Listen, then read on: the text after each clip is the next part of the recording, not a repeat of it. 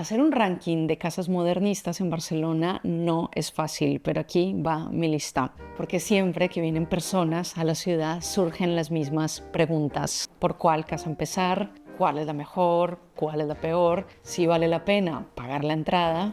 Hasta por qué hay tanta casa rara. Hola, soy Carmen, historiadora y guía turística en Barcelona desde hace 7 años y desde hace mucho tiempo quería hacer un repaso general de las casas modernistas más importantes. Hoy te voy a contar algunos datos curiosos que ver en cada una, sus pros y sus contras, y al final doy algunos consejos prácticos para que también organices tu visita. Nosotros somos Entre Espacios y hoy te contamos la historia de las casas modernistas.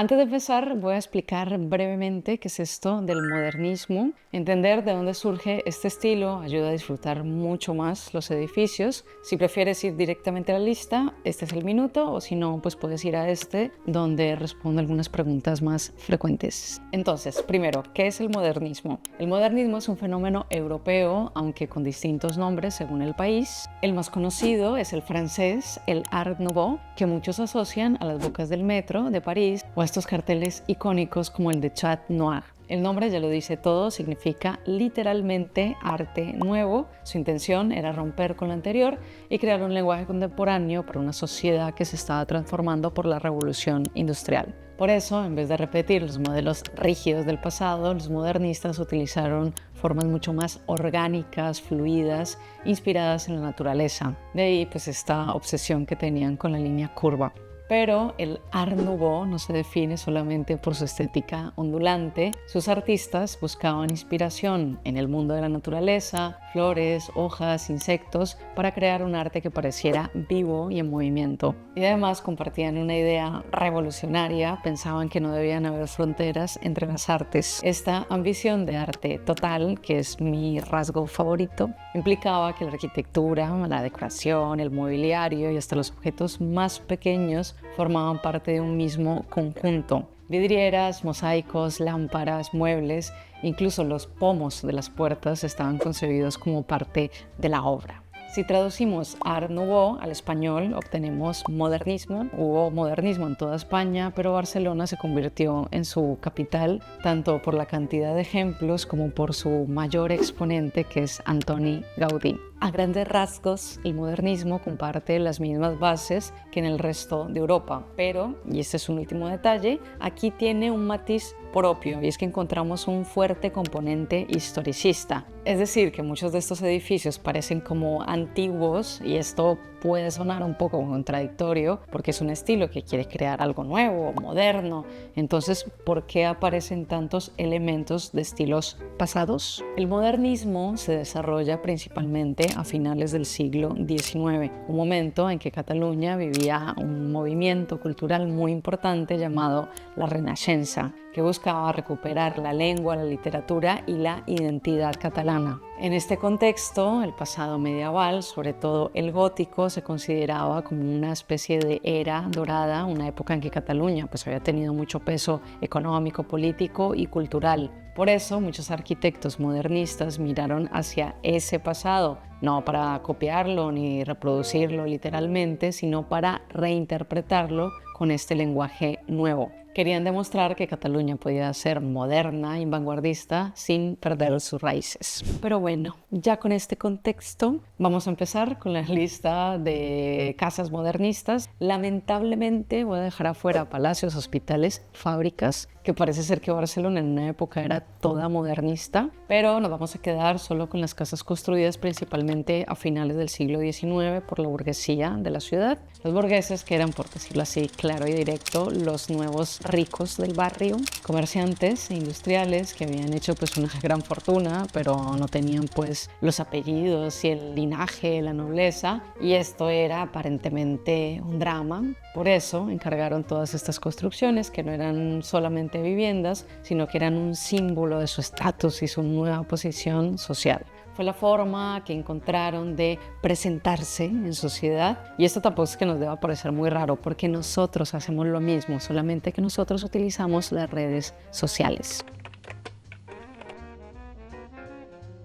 En primer lugar, por motivos más que obvios, vamos a empezar con la más famosa, la Casa Batlló de Antoni Gaudí. Es la obra más conocida del arquitecto, un ejemplo muy representativo de su estilo tan característico, con su fachada colorida, las formas onduladas y sobre todo la manera en que integra la funcionalidad. A nivel simbólico, muchos dicen que representa la leyenda de San Jordi, el mártir que lucha contra el dragón, aunque también hay quien interpreta la obra como un viaje al fondo marino.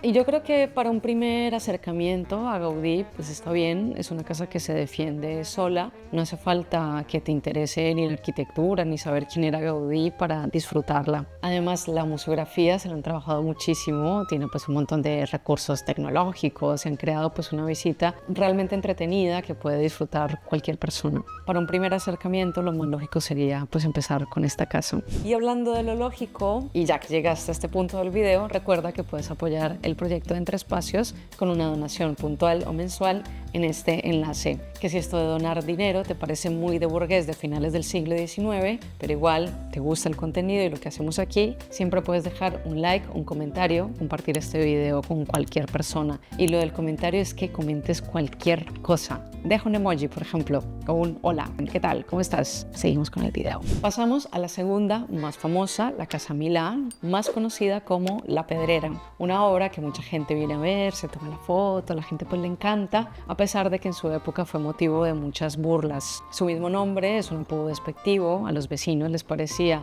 más una cantera de piedra que una casa. Se hicieron caricaturas constantes, la mostraban como una ratonera, pescadería, un mono de Pascua e incluso como un parqueadero de Zeppelins. Pero bueno, yo creo que la visita de La Pedrera es más para quien quiera conocer el perfil más constructor de Gaudí. En la Casa Batlló disfrutas del color, la fantasía, los detalles. En La Pedrera también, pero aquí se entiende mejor su manera de pensar la arquitectura desde adentro. No es una adaptación de algo previo, sino que es una obra totalmente nueva, levantada desde los cimientos por Gaudí, con recursos muy avanzados para la época, desde la estructura de hierro que permite plantas abiertas hasta el sistema de columnas que sostiene el conjunto y le da esa forma tan característica. La Casa Batlló y La Pedrera son dos obras, pues las más conocidas, las más visitadas de Gaudí. Ambas pertenecen a su etapa de madurez, cuando ya tenía un estilo completamente definido, pero en Barcelona hay otras casas menos concurridas que corresponden a una etapa mucho más temprana del arquitecto.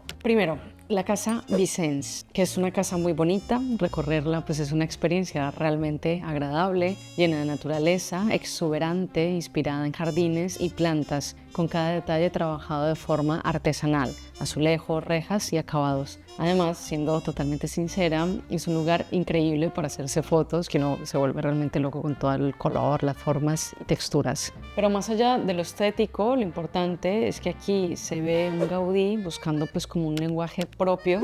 Combina muy bien las influencias orientales, mudéjares, con la inspiración de la naturaleza, algo que después se irá transformando en un estilo pues mucho más personal. A nivel arquitectónico, sin embargo, yo recomendaría más visitar otra obra de esta etapa, el Palau Güell. Fue el primer gran encargo de Eusebi Güell, que acabaría siendo su mecenas, así que sabemos que Gaudí pues le puso como mucho empeño al proyecto. Además, está en pleno Raval, lo que añade pues otro interés a la visita, no solo porque es un palacio modernista, sino por también la oportunidad de ver cómo este estilo se levantó pues en un barrio obrero y popular. Yo creo que ambas casas están bien, sobre todo el Palau, porque de todas las obras de Gaudí es la que tiene la entrada más barata, pero estas dos opciones serían más para una persona que realmente admire la obra de Gaudí o incluso personas que no le gusten mucho las multitudes y quieran hacer una visita más calmada, porque no suelen estar tan llenas como las del comienzo. Pero bueno, ya suficiente con Gaudí, que el modernismo no es solamente él. Vamos a seguir la lista con mi arquitecto favorito, Louis Domenech y Muntaner. Su estilo mezcla muy bien las estructuras con la ornamentación. Le gustaban las formas medievales y góticas, pero las reinterpretaba con materiales modernos y muchísimo trabajo artesanal. Fue un maestro en la combinación de cerámica, mosaicos y vidrieras y en hacer pues que todas estas artes convivan dentro de un mismo edificio. El problema es que Muntaner nació en la misma época de Gaudí y su figura pues quedó un poco opacada. Para conocer su obra habría que ir al Hospital de Sant Pau o al Palau de la Música Catalana, ambos declarados Patrimonio de la Humanidad, pero si nos centramos en sus edificios residenciales la cosa se complica un poco. La casa Diego Morera no está abierta al público y su otra residencia más conocida, la Casa Navas, no está en Barcelona sino en Reus. Teniendo en cuenta esto, mi recomendación es la Casa Fuster. Si hospedarte ahí no es una opción, porque claramente no es el hotel más barato de la ciudad, hay un plan alternativo. Los jueves organizan sesiones de jazz en vivo en su hall modernista. Puedes tomar una copa de vino, disfrutar de la música, contemplar todas las columnas y la ornamentación vegetal del espacio. No es el plan ideal para profundizar en su obra, pero sí es una experiencia muy original que mezcla arquitectura y jazz. Continuando con nuestro recorrido con otro grande de la época, Josep Puig i Cadafal, del que podemos visitar algunas casas. La primera está justo al lado de la Casa Batlló, es la Casa Ametller. Fue diseñada para la familia Ametller, que tenía una industria muy importante de chocolates. De todas las casas que se pueden visitar, para mí es la que mejor refleja la vida de sus propietarios. Está llena de detalles, además es la única que conserva el mobiliario original. Tiene una visita más tranquila, pausada, sin estos efectos museográficos de su vecina, pero con la capacidad de trasladarte directamente a la época. Entre las menos conocidas, esta es la que yo más recomiendo, le tengo mucho cariño a esta casa. La última casa que voy a nombrar, la nombro porque esta casa te la encuentras bastante, es como imposible pasarla por alto si estás caminando por la diagonal. La Casa Terradas, que parece un castillo medieval plantado en medio del Eixample, con todas estas torres puntiagudas que le valieron el apodo de la Casa de las Punchas, o sea, de los pinchos.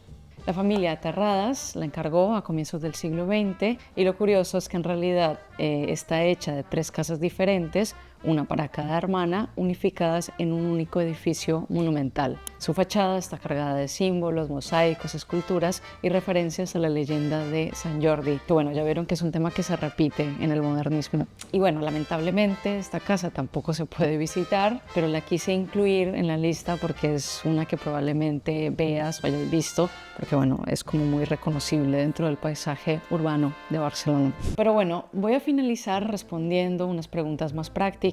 La primera, que es quizás la más común, es si vale la pena pagar la entrada o basta con verlas desde afuera. Y bueno, verlas desde afuera está bien, pero lo cierto es que lo más interesante, todo el despliegue de lujo, creación artística, está en el interior. Así que yo creo que vale la pena, según pues, lo que estés buscando, tus intereses y sobre todo dependiendo de tu bolsillo, que por lo menos escojas una. Luego, ¿por qué son tan caras las entradas? Hay que tener en cuenta que por la producción artística, artesanal que tienen, no estás simplemente entrando a una casa, sino que es un espacio más parecido a un museo. Y bueno, al final pues el costo también cubre a los empleados, el mantenimiento y yo me imagino pues que cada casa quiere ganar algo. Ahora, un tema importante, porque algunas casas tienen precios variados. Antes de comprar la entrada, fíjate bien qué incluye, porque hay muchas casas que tienen distintas tarifas. En unos casos, las diferencias de precios se deben a que no todas las entradas permiten accesos a todos los espacios. Por ejemplo, la Casa Batlló, vale la pena elegir la entrada que incluye la terraza, que es una de las partes más bonitas del recorrido, pero claro, esta será la entrada más costosa. Y la última, pero no menos importante, es si vale la pena hacer la visita guiada o con la audioguía. Y yo te diría que sí, simplemente por la explicación, porque al final no solo te enteras de las cosas de la casa, sino que también es una excelente oportunidad para entender la época, los cambios que se estaban dando en la ciudad, la propuesta de cada arquitecto e incluso conocer un poco los chismes de la familia, que siempre es un tema divertido. De esta manera, la visita no se queda solo en ver una casa bonita, sino que también se convierte en un recorrido culturalmente enriquecedor. Y bueno, obviamente por cuestión de tiempo dejé muchas casas por fuera, entonces si le dan mucho cariño al video y si le dan like y comentan bastante, prometo hacer una segunda parte con algunas casas más, sobre todo las que existen y no se pueden visitar. Lamentablemente pues tenemos la Casa Comalat, La Rotonda, Casa Ferran Guardiola, hay varias. Si se te ocurre alguna otra, lo puedes dejar en los comentarios, y si este video te sirvió para planear tu visita a Barcelona, suscríbete al canal, activa la campanita, todas estas cosas que se agradece mucho el apoyo al canal, y nos vemos en la próxima entrega. Adeu.